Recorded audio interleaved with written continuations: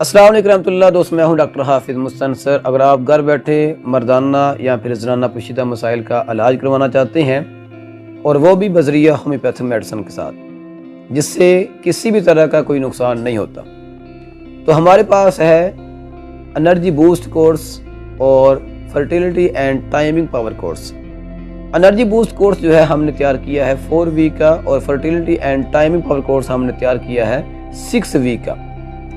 ये जो कोर्स होते हैं ये हम पेशेंट की कंडीशन के मुताबिक तैयार करते हैं, यानी पेशेंट से हम बात करेंगे, उनकी अलामात, वजूहात, उनके एहसासात उनको नोट करेंगे, फिर उनके मुताबिक जो है मुफीद शॉर्ट कोर्स तैयार करेंगे। अगर आप भी अपना केस हमें बताना चाहते हैं और वो भी घर बैठे, अभी व्हाट्सएप पे रब्ता करें, फुल केस बताएं, आपको क्या मसला है, आप कौन कौन सी अलामत महसूस कर रहे हैं, उनके पीछे कौन कौन सी वजूहात का आपको इल्म है, और आपने अभी तक कितनी मेडिसिन यूज़ कर ली हैं, और आपने हमसे पहले कौन सी होम्योपैथी मेडिसिन जो है वो भी यूज़ की है। अगर आप हमारा शॉर्ट कोर्स जो है यूज़ करेंगे तो 4 वीक में इंशाल्लाह आपको रिजल्ट मिलेगा। बेऔलादी का मसला है तो इंशाल्लाह आपको 6 वीक में रिजल्ट मिलेगा।